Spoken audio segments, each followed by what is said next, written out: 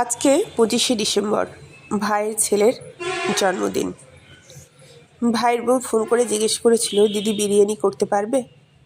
আমি বললাম চেষ্টা করব, দেখা যাক। প্রথমে ডিম আর আলু সেদ্ধ করে নিলাম, তারপর আলুগুলোকে হালকা ভেজে তুলে রাখলাম। এদিকে ডিম খোসা ছাড়িয়ে একটা জায়গায় তুলে রাখলাম।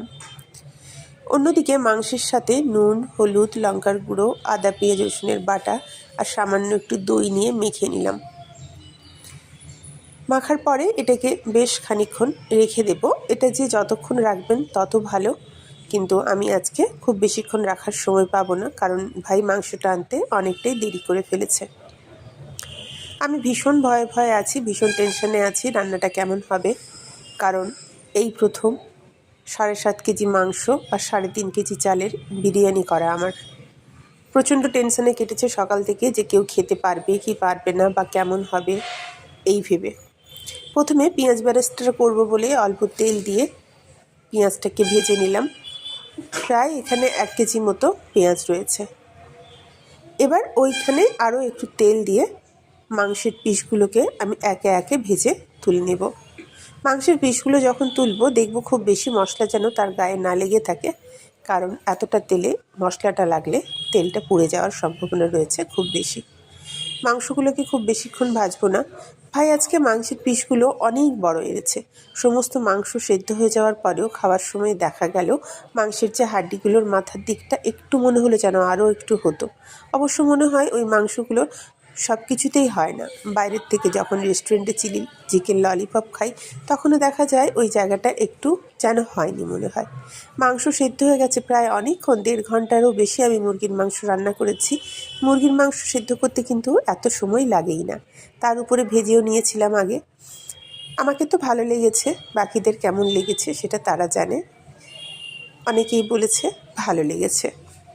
মাংসগুলো সব ভাজা হয়ে যাওয়ার পরে ওই তেলে দিয়ে নিলাম বাকি পেঁয়াজের পরিমাণও এখানে আছে প্রায় 2 কেজির ধারাধারি।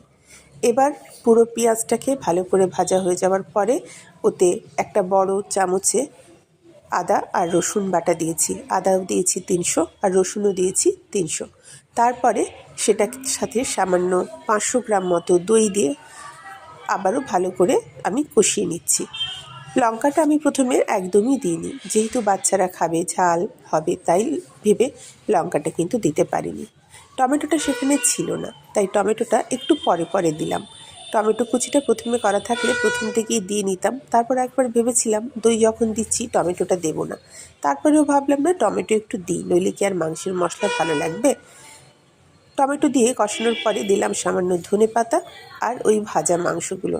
একে মাংস ভাজতে গিয়েই মাংসটা প্রায় সেদ্ধ হয়ে গেছে। তারপরে আবার কষানোর সময় এটাকে কষবো। তো মাংস কিন্তু আজকে খুব ভীষণ ভালোভাবে সেদ্ধ হয়ে গেছে, কিন্তু কেন জানি না মাংসের যেগুলো লেগ পিস ছিল তার মাথার উপরের দিকটা একটু যেন একটু লালচে ভাব ছিল ভেতরে। এতক্ষণ রান্না, এতক্ষণ দমে, তারপরেও কিন্তু কষানোটাও সুন্দর হয়েছিল, অনেকক্ষণ হয়েছিল, বেশ ভালো লাগছিল। প্রায় অনেকক্ষণ ধরেই আমি মাংসটা কষিয়েছি। যখন হাড্ডির থেকে চামড়া খুলে পড়ছিল ঠিক তখন আমি এটা নামিয়ে নিয়েছি। পুরো শুকনো করে আমি কষিয়ে নিয়েছি। এই রান্নার পরিমাপটাতে আমার দুজন দাদা ভাই, একজন বন্ধু, একজন দাদা সাহায্য করেছে। একজন হচ্ছে সন্দীপ আর একজন হচ্ছে নীলকমলদা। অন্যদিকে মাংস হয়ে যাওয়ার পর সেটাকে নামিয়ে নিয়ে প্রথমে জল গরম করে নিলাম। জলের মধ্যে তেল দিয়েছি, ঘি দিয়েছি আর গরম মশলা। এদিকে একটা বাটিতে 200 আমুল স্প্রে গুলে নিয়ে তার মধ্যে জাফরান বা যেটা আমরা কেশর বলি আর আতর 3-4 ফোঁটা, কেওড়া জল আছে 4 চিপি, গোলাপ জল আছে 4 চিপি, একটা মশলা রেডি করে রেখে দিলাম। এদিকে জল ফুটছে, ভাতও আমি ছেঁকে নিয়েছি। বিরিয়ানির মশলাও বাড়িতে তৈরি করা হয়েছে। সমস্ত পরিমাণগুলো যা যা লাগে সব কিছু দিয়ে একটা বিরিয়ানির মশলাগুলোকে গরম করে শুকনো কড়াতে ভেজে নিয়ে সেটাকে গুঁড়ো করে রেখেছি। এবার সাজানোর পালা। সাজানোর জন্য প্রথমে আমি কলা পাতা দিয়ে নিয়েছি। কলা পাতা দিয়ে তার উপরে দিলাম ভাতের পরে দিলাম ঘির পরে দিলাম পেঁয়াজ, যেগুলো বেরেস্তাগুলো আমি ভেজেছিলাম ঠিক ওইগুলো। এবার সমস্ত কিছু দেওয়ার পরে আমি এর উপরে একে একে বাকি যা যা দেওয়ার সব দিয়ে নেব। এখানে অল্প করে গরম মশলার গুঁড়োটা দেবেন, আর দেবেন ঘি। বেরেস্তা দিয়ে দিচ্ছি, দেখতে পাচ্ছেন। উপর থেকে দিয়ে নেবেন একটু ধনে পাতা আর একটু পুদিনা পাতা। যারা এই ধনে পাতা আর পুদিনা পাতা খাওয়া পছন্দ করেন না তারা সত্যি বলছি একদম দেবেন না, না দিলে বিশাল কিছু স্বাদের হেরফের হবে না।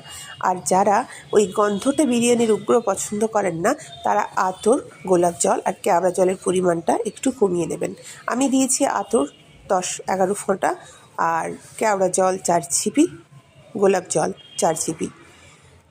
এবার সমস্ত কিছু দেওয়ার পরে উপরে দিয়ে নেব কষানো মাংসটা। মাংসটা দেখতেও সুন্দর হয়েছিল, ভালো হয়নি, মাংসটা খেতেও ভালো হয়েছিল। পাশে শুয়ে আছে দাদার মেয়ে, ওকে জিজ্ঞেস করছি মাংসটা খেতে কেমন হয়েছিল। তো এবার আমি মাংসগুলো সব দিয়ে নিলাম। আমরা সবাই প্রচণ্ড টেনশনে ছিলাম। এখানটাতে ছবিটা যদিও শুধু আমি কথা বলছি, কিন্তু পাশে ছিল আরও অনেকে। আমার বৌদি, ভাইয়ের বউ, বৌদির ভাইয়ের বউয়ের দিদি, তার বৌদি, সবাই মিলেছিল। সবাই আমাকে ভীষণভাবে হেল্প করেছে। আমি একা পুরো রান্নাটা গুছিয়ে দিয়েছি তা নয়, সবাই চারিদিক থেকে হেল্প করেছে। এবার আলু আর ডিম দিয়ে নিলাম। তবে এই আলু আর ডিম আমরা বাড়িতে যখন করি অল্প পরিমাণে, তখন মাংসের সাথে আলু ডিমটা দিই, ঠিক কথা। কিন্তু আমার মনে হলো সব শেষে আজকে রান্না করার অভিজ্ঞতার পরে যে আলু আর ডিমটা না দিলেই ভালো হতো। কারণ সাধারণত যারা এত বিরিয়ানি করে, অনেককে দেখেছি ঘরের বিরিয়ানি, যারা দোকানে তারা তো দেয় ঠিক আছে, তারা আলু আর ডিমটাকে আলাদা তুলে রাখে, নইলে ভাগ করতে যাওয়ার সময় এগুলো কেটে যায়। আজকে আরও একটা ভুল হয়েছে, যে দুধটাতে আমরা আমুল স্প্রেটা গুলেছিলাম, তার জলের পরিমাণটা একটু বেশি হয়ে গেছিলো, আরও একটু কম জল দিলে ভালো হতো। এবার সব কিছু লেয়ার করার পরে উপরে দিয়ে নিলাম ভাত। ভীষণ চাপে আছি আমরা সবাই মিলে দেখছি কুলোবে কিনা এই একটা জায়গাতে, কুলোবি কিনা ভাবতে ভাবতে আবারও ভাত দিয়ে ফেললাম। এবার ভাতের উপরে একে একে আবার সব জিনিস দেওয়ার পালা। বারবার ভাবছি যদি না কুলোয় আবার কি একটা জায়গা করতে হবে। ছবিটা যেহেতু আমি তুলতে পারছি না, আমি সাজাচ্ছি, তাই আমার ভাইয়ের বউয়ের দিদি তুলে দিচ্ছে। ও ঠিক করে তো ছবি এতটা তুলতে অভ্যস্ত নয় এইভাবে রান্নার প্রসঙ্গে, তাই হয়তো একটু গন্ডগোল হয়েছে, আমি সব কিছু দেখাতেও পাচ্ছি না। তাও দিদি যে তুলে দিয়েছে এটাই আমার কাছে অনেক। দিদি অনেক ধৈর্য ধরে অনেকক্ষণ ধরে আমার জন্য ক্যামেরাটা ধরে রেখেছিল। এবার আবার দিয়ে নিলাম পুদিনা, ধনে পাতা আর পেঁয়াজ বেরেস্তাটা না আরেকটু ভাজলে ভালো হতো, একটু ভেজে আর একটু রেখে দিলে কড়কড়ে হতো। আমি খুব একটা বেশি ভাজিনি, অনেক বড় গ্যাস তো, আমি ওটাতে ঠিক সামলাতে পারছিলাম না। উপর থেকে দিয়ে নিলাম ঘি। ভাইয়ের বউ বলছে আর দিও না দিদি ঘি। আমি বলছি কোথায় দিলাম, এই তো 2-3 চামচ দিয়েছি মাত্র, দিইনি তো আজকে বেশি ঘি। দেখবেন খুব বেশি কিন্তু ঘি দিইনি। এবার আবারও দিয়ে নিলাম মাংসের লেয়ারটা ভর্তি করতে করতে ভাইয়ের বউ বলছে দিদি সব মাংস দিও না, ভাতটা কিন্তু কুলোতে হবে। তাই প্রথমে কিছুটা মাংস না কড়াইতে রেখে দিলাম, পুরোটা দিলাম না, ভয়ে আছি, সবাই চাপে আছি, ভাতটা দেখে বুঝতেই পারছি না। আর ভাতটা না ছেঁকে নিয়েছিলাম, ভাতটা ছাঁকতে ভীষণ সুবিধে হয়েছিল, ভাতটার করার সময় বলা হয়নি। ভাতটা আমরা ছেঁকে একটা বড়, ওটাকে ঝুড়ি বলবো, ওতে রেখে দিয়েছিলাম জলটা ঝরার জন্য। তাই আজকের ভাতটা ভীষণ ঝরঝরে হয়েছিল আর ভীষণ সুন্দর হয়েছিল। এবার মাংসগুলো দেওয়া আমার পুরো শেষ হয়ে গেল। শেষ হয়ে যাওয়ার পরে উপরে আমি আবারও একটা ভাতের লেয়ার করব। তাই আজকে প্রথমে ভাত দিয়েছি, তারপর মাংস, তারপর আবার ভাত, আবার মাংস, এবার উপরে দেব আবারও ভাত। এটা দেওয়ার পরে আর মাংসটা দেওয়ার সাহস দেখালাম না, যদিও মাংসটা আরও অনেকটা ছিল। এখানে দিয়ে নিলাম এখানটাতে আলু দেওয়ার পরে উপরে দিয়ে নিলাম ডিমগুলো। এবার দেব ভাত। কিন্তু ভাত দিতে গিয়ে দেখছি না সবগুলো মাংস দেওয়া হয়ে যাবে, তাই কিছুটা ভাত দেওয়ার পরে আবারও আমি জায়গাটাকে ফাঁকা করে বাকি যেটুকু মাংস ছিল সবটাই এর মধ্যে দিয়ে নিলাম। আমাকে আমার বৌদি, ভাইয়ের বউর বৌদি, তার দিদি সবাই মিলে এত সাহায্য করেছে যে কি বলবো। আমি তো ভীষণ চাপে ছিলাম, ভীষণ টেনশনে ছিলাম সবাই খেতে পারবে কি না এই ভেবে। যাক, সবাই খেতে পেরেছে, এটাই আমার কাছে আনন্দের। এবার দেখুন সবগুলো ভাত আমি দিয়ে নিলাম। একটা কথা বলে রাখি, আমাদের বিরিয়ানি হওয়ার কথা ছিল 25 জনের, তার মধ্যে আরও 5 জন মতো আসেনি, আর পরিমাণটা আমার একটু বেশি হয়েছে। আমি বুঝতেই পারছি 3 কেজি চাল আর 5 কেজি হলেই 22 জনের জন্য যথেষ্ট ছিল। পুরোটা আবার সাজিয়ে নিয়েছি, উপরে দিয়েছি ঘি, গরম মশলার গুঁড়ো ও পুদিনা পাতা, ধনে পাতা সব কিছু দিয়ে ভাপে রেখেছিলাম প্রায় 1 ঘন্টা মতো। প্রথমে বেশি আছে, তারপর কম আছে, আটা দিয়ে মেখে সাইডটা বন্ধ করে দিয়েছিলাম। এবার করলাম রায়তা দিয়ে বিরিয়ানি খেতে সত্যিই ভালো লাগে।